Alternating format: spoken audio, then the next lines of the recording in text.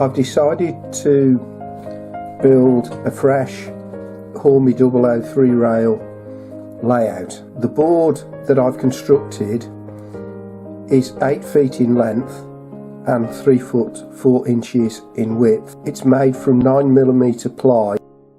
I've used the offcuts of the ply to build a back scene.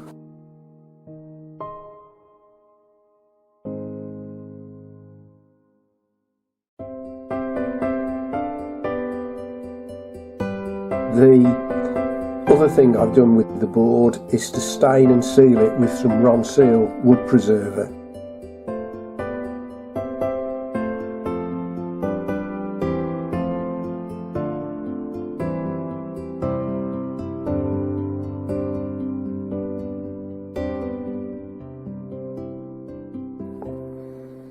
I'm using the Hornby Dublo 3-rail track system, and this is being laid loosely. I'm not intending to fix it down with screws. I think generally speaking, if it's laid level, it pretty much stays in situ and doesn't move around. It also allows me some flexibility as I develop the layout, and I may change my views on where sidings are or points are placed, so it gives me that little bit of flexibility to do just that.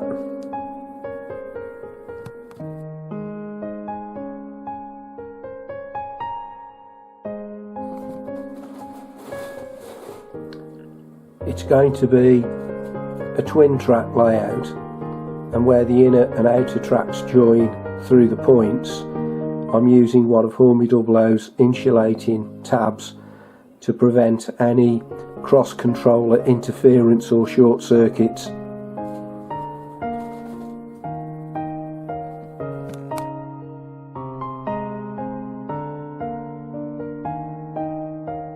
To check the spacing is correct between the two running lines on the layout, I'm simply placing a piece of Hornby Dublo track in between the two running lines, and this will give you the correct gap. The level crossing you see on the curve is a special level crossing that I managed to obtain from someone on eBay. Now for one of my favourite exercises, linking up the power and doing some test running.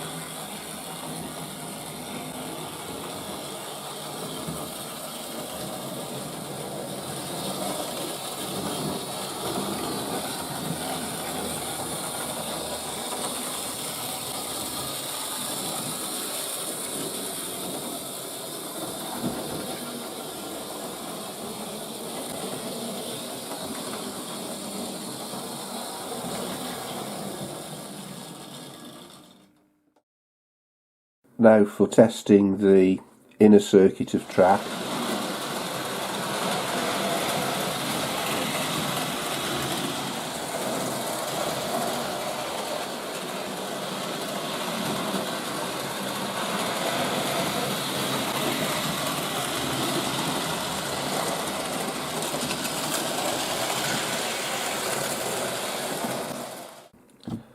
I also want to check out how the crossover between the two circuits operates.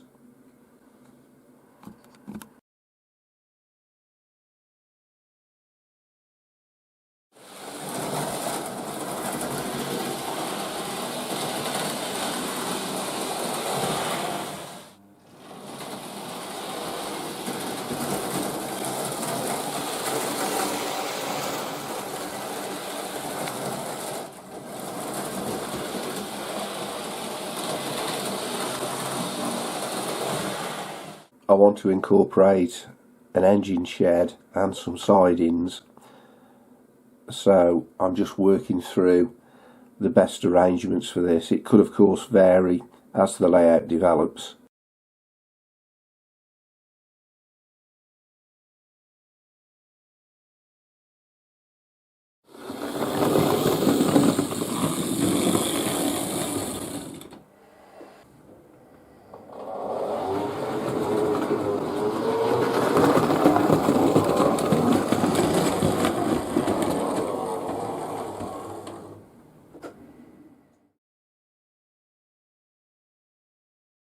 Hornby Dublo didn't actually make a water tower, so I'm going to incorporate the one that was made by Triangle Railways, and I'll show you later in the film how I adapted this to fit in with the Hornby buildings.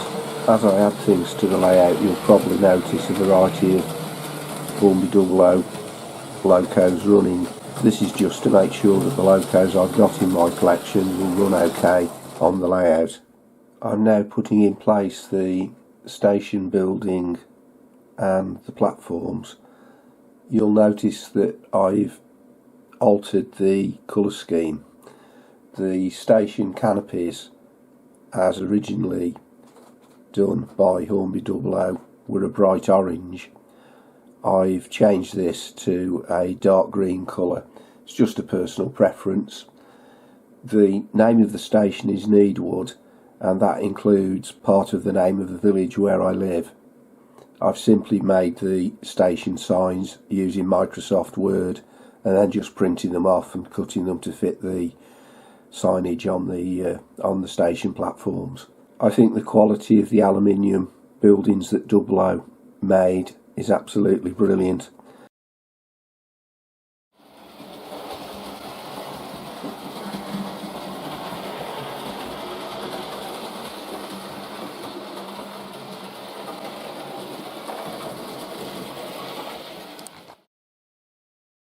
Just adding the Dublo footbridge, which I've repainted, along with the Airfix newsagent's kiosk to the station area. I can remember in my younger years when I had a railway layout, the Britain's trees, and I've obtained the oak tree to add to the layout. I always liked the Airfix trackside series of buildings, and I've made up their kits and painted them so they can be included on the layout.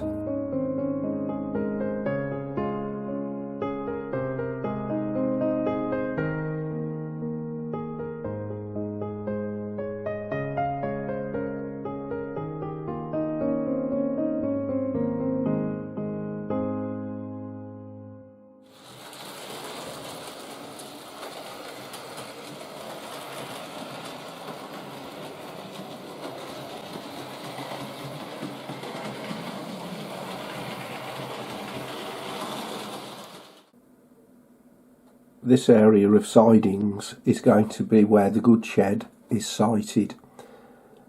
Dublo made a really interesting model with the goods shed. It's actually got an operating crane which you can use to lift containers off trucks or any other items that you can attach it to.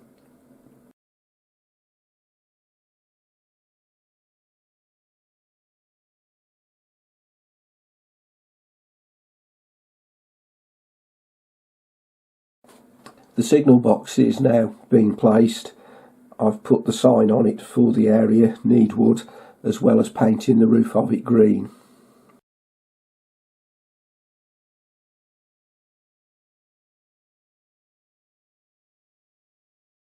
Here we see a Pickford's lorry at the goods depot.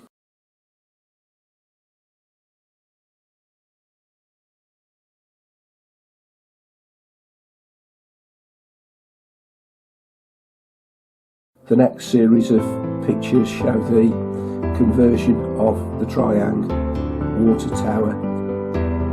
So a coat of primer,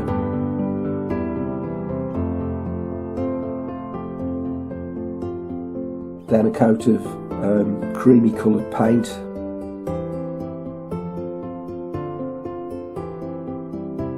finally the green paint for the windows, the door and the water tank.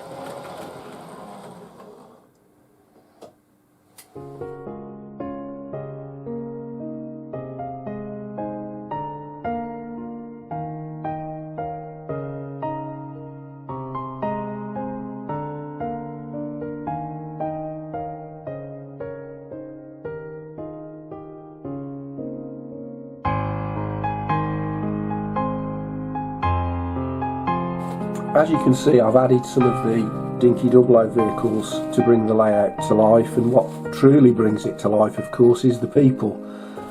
The miniature figures Dublo made, the station staff and the passengers.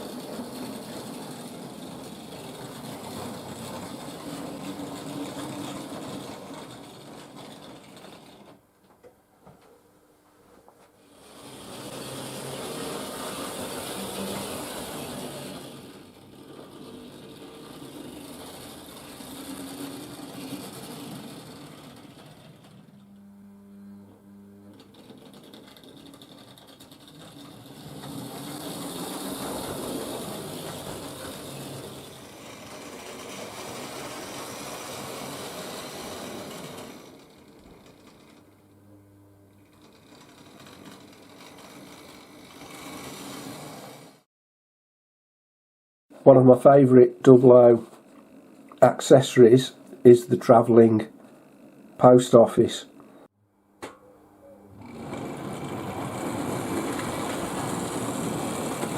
I think there's a lot of play value in this, and it's an endless source of fascination when people come to look at the layout, seeing the tiny mailbags collected and ejected by the TPA.